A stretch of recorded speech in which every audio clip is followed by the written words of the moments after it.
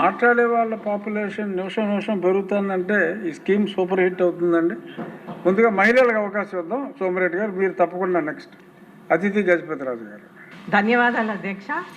First of all మనం సమాజంలో మార్పు తెచ్చినప్పుడు ఎప్పుడైనా స్లోగా మనం మార్పు తీసుకురావాలి అధ్యక్ష. అయితే ఇప్పుడు కూన రవి గారు చెప్పినప్పుడు మనం ఎప్పుడైనా ఇప్పుడు 4వ సాటర్డే మనం ప్రజల్లోకి వెళ్తాం. అప్పుడు వాళ్ళు డెఫినెట్గా మమ్మల్ని అడుగుతారు మీకెంతమంది పిల్లలు ఉన్నారనేది. నాకు అసలు పిల్లలే లేరు. సో నాకు మ్యాక్సిమం ఇది అక్షంతలు వాళ్ళ దగ్గర నుంచి డెఫినెట్గా పడతాయి. అయినా కానీ మనం ఒక పాలసీ తీసుకున్నప్పుడు మనం ఎడ్యుకేట్ చేయాల్సిన అవసరం ఉంది. అయితే ఆ పాలసీ విధానంగా మనం ఎడ్యుకేట్ చేయాల్సిన అవసరం ఉంది. కానీ మార్పు అయితే ఎప్పుడైనా స్లోగా రావాలి. అలాగే థామస్ గారు చెప్పినట్లు మనకి IVF ద్వారా ఒకటేసారి 4 పిల్లలు కనేసి వాళ్ళు హెల్త్ బాగోకుండా ఆ విధంగా మనం కూడా మరీ స్పీడ్గా కూడా మనం వెళ్ళకూడదు.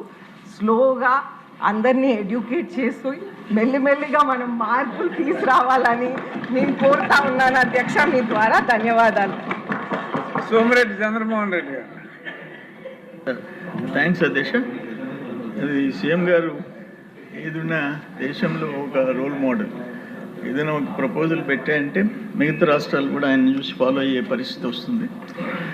ఈ పాపులేషన్ మేనేజ్మెంట్ ప్రతిపాదన అయితే ముఖ్యమంత్రి గారు చెప్పిన బెనిఫిట్స్ అన్నీ వాళ్ళకే చెప్పాడు, కానీ మా మగవాళ్ళకి మాత్రం ఒక్క బెనిఫిట్ కూడా చెప్పలేదు అధ్యక్ష. మేము కష్టపడుతున్నాం. ఇప్పుడు మళ్ళీ లోకేష్ బాబు గారు ఏమన్నారు, ఇద్దరు సమానంగా పనిచేయాలంటే ఇంట్లో వాళ్ళు మేడం మమ్మల్ని దబాయిస్తున్నారు.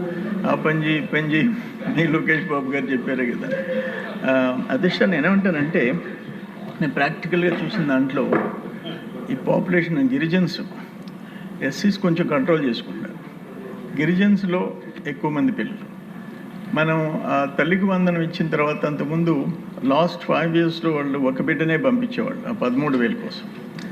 ఇప్పుడు ఇద్దరిని ముగ్గురిని స్కూల్కి పంపిస్తున్నారు. ఇప్పుడు నేను చల్లయానదులను కొంతమందిని చూస్తుంటా.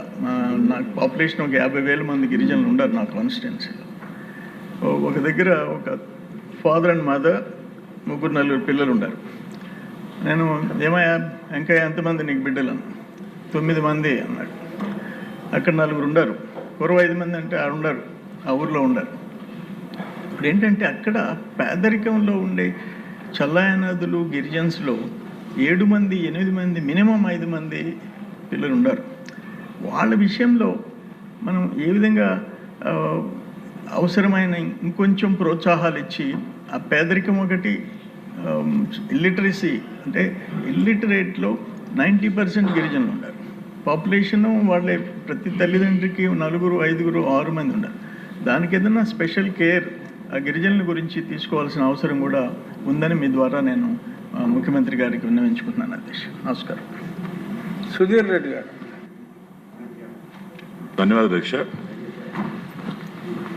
ముఖ్యమంత్రి గారికి ధన్యవాదాలు తెలియజేసుకుంటూ ఈరోజు నా గురించి ఒక మాట చెప్పారు అధ్యక్ష. ఎందుకంటే ఈ పర్టికులర్ టాపిక్ స్టార్ట్ అయినప్పుడు నాకు కూడా ఏదో మనసులో ఫస్ట్ టైమరు దీని గురించి ఏం చర్చిస్తాం, దీని టాపిక్ అసలు ఏముంటుందో తెలియకుండా నేను కూడా ఆలోచనలో ఉన్నాయి అధ్యక్ష. కానీ ఇది ఒక సీరియస్ ఇష్యూ. మా తాతకి 5 మంది, తర్వాత నాకు 2, తర్వాత రేపు వచ్చేటప్పటికి ఒకటే సరిపోద్ది అన్నట్టు తయారైంది అధ్యక్ష. పైగా అది ఒక ఫ్యాషన్ అయిపోయింది అధ్యక్ష. ఒకరు ఉంటే చాలు. దాంట్లో కూడా చూస్తే పేదవాడికి ఎక్కువ మంది పిల్లలు ఉంటా ఉన్నారు, అదే గొప్పవాడికి తక్కువ మంది పిల్లలు ఉంటా ఉన్నారు. ఎందుకు? అదొక్కటి ఆలోచన చేయాలి. ఎందుకంటే నిజం డబ్బు లేనివాడికి కూడా అన్నం తినేదానికి కూడా లేని పక్షంలో కూడా వాళ్ళకందరికీ కూడా ఒక 4 పిల్లలు 3 పిల్లలు ఉంటా ఉంటారు. కానీ బాగా డబ్బు ఉండేట వాళ్ళకి ఏంటంటే అది ఫ్యాషను, మరి మొహమాటమో, మరి ఏంటి అర్థం కాదు. కానీ వాళ్ళకి మాత్రం ఒకరే ఉంటా ఉంటారు. అది స్ట్రెస్ మరి ఏంటి నాకు తెలియదు అధ్యక్ష. కానీ ఈరోజు ముఖ్యమంత్రి వారు చెప్పినట్టు నిజంగానే మనందరికీ కూడా ఒక యంగ్స్టర్స్కి ఐ ఓపెనింగ్ అధ్యక్ష, ఎస్పెషల్లీ నాలాంటి వాళ్ళకి. ఎందుకంటే ఈ టాపిక్కే ఏటబ్బా అనే దగ్గర నుంచి ఈరోజు నేను లేచి మాట్లాడుతున్నానంటే నిజంగానే ఇది అందరికి కూడా ప్రజల్లోకి తీసుకెళ్ళి ప్రాపర్గా వాళ్ళు ఎడ్యుకేట్ చేయాలి. ఎందుకంటే చాలా మంది షై ఫీల్ అవుతారు అన్డౌటెడ్గా. ఎందుకంటే మా చెల్లెమ్మ ఫస్ట్ లేచి మాట్లాడినప్పుడు అందరూ కూడా ఒక రకంగా చూస్తున్నారు, తర్వాత అందరూ కూడా మాట్లాడుతున్నారు. మనలోనే ఈ మార్పు వచ్చినప్పుడు ఒక వ్యవస్థలోనే మార్పు వస్తుంది. మనం కూడా వెళ్ళి ప్రాపర్గా ముఖ్యమంత్రి గారు చెప్పినట్టు ఎక్స్ప్లెయిన్ చేయాలి. ఇది ముఖ్యం. ఆ రోజు చంద్రబాబు నాయుడు గారు మనకు ఒకరే ఉండాలి అన్నారు. ఎందుకు? పాపులేషన్ ఎక్కువ ఉంది కాబట్టి. ఈరోజు లేదు, ఎక్కువ మంది కావాలంటే ఎందుకు? పాపులేషన్ తగ్గింది కాబట్టి. ఆ పాపులేషన్ తగ్గితే దానివల్ల వచ్చే ఇబ్బందులు ఏంటి అది కానీ మనం కానీ ప్రాపర్గా మనం కానీ ఇంజెక్ట్ చేసి ఎడ్యుకేట్ చేయగలిగితే that will be the best way how to create ecosystem where we can increase the population. తెలియదు. నమస్కారం. ముఖ్యమంత్రి గారు మాట్లాడే ముందు నాదొక చిన్న మనవి సార్. అదే వారికి చెప్తాను. బేసిక్గా ఎడ్యుకేషను, హెల్త్ ఈ రెండు ఇచ్చినప్పుడు ఇప్పుడు ఆల్రెడీ మంచి మంచి స్కూల్స్, గవర్నమెంట్ పాఠశాలలో కూడా చాలా ఇంప్రూవ్మెంట్స్ వస్తున్నాయండి. ఆ హెల్త్ కూడా ఫ్రీ, ఈ రెండు ఫ్రీ చేస్తే ఇక వద్దురా బాబాయ్ అనే లెవెల్లో పాపులేషన్ పెరుగుతుంది అని అయితే అనిపిస్తాను సార్. ఈ రెండింటి మీద already government is focusing. Little more impetus, మీకు మంచి విద్య, క్వాలిటీ విద్య, ఫ్రీ హెల్త్ ఎలాగో 25 లక్షలు పెట్టారు కాబట్టి ఆ రెండింటి మీద ఫోకస్ చేస్తే విత్ లిటిల్ పుష్ డెఫినెట్గా తమ గోల్ అచీవ్ అవుతుంది అనేది నా అభిప్రాయం సార్. సార్ అసలు ఏంటి రామాంజనేయులు గారు మీరు మాట్లాడతారా సార్? Demand పెరిగిపోతాం sir. అధ్యక్ష నమస్కారం. రేపు గురించి ఆలోచించేవాడు నాయకుడు. ఈ భారతదేశంలో 2047 వచ్చేసరికి ఈ దేశం ఎలా ఉంటుందనేది ఆలోచించిన నాయకుడు ఎవరంటే మన ముఖ్యమంత్రి నారా చంద్రబాబు నాయుడు గారు. నిజంగా చెప్పాలంటే ఆయన మనకిక్కడ పుట్టడం మన రాష్ట్రానికి అదృష్టం. నిజంగా చెప్పాలంటే ఆయన కారక జన్ముడు. ఎందుకంటే గత చరిత్ర తీసుకోండి. మా తాతగారికి 10 మంది సంతానం, మా నాన్నగారికి 8 సంతానం, నాకు వచ్చేటప్పటికి 2. మీ అబ్బాయికి ఒకలానా? మా అబ్బాయికి 2. అంటే పూర్వం చరిత్ర తీసుకుంటే సంతానం అనేది లక్ష్మి.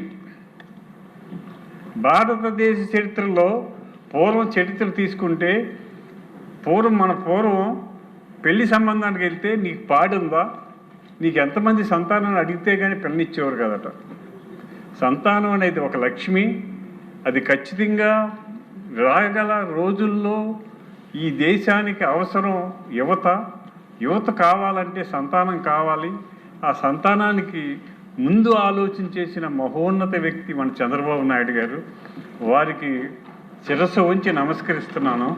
ఎందుకంటే ఆయన హైదరాబాద్ మహానగరాన్ని చేశాడు. మన దురదృష్టవశాత్తు అది మనకు లేకుండా పోయింది. అలాగే ఆలోచన ఆయన గొప్పది. విజన్ గల నాయకుడు ఎవడంటే మన నాయకుడు చంద్రబాబు నాయుడు గారు. వారు చేసిన ఈ ప్రవేశపెట్టిన ఈ కార్యక్రమానికి మన రాష్ట్రమే కాదు భారతదేశం యావత్తు కూడా ఆయనకి సపోర్ట్ చేస్తుందని తెలియజేస్తూ సెలవు తీసుకుంటాం.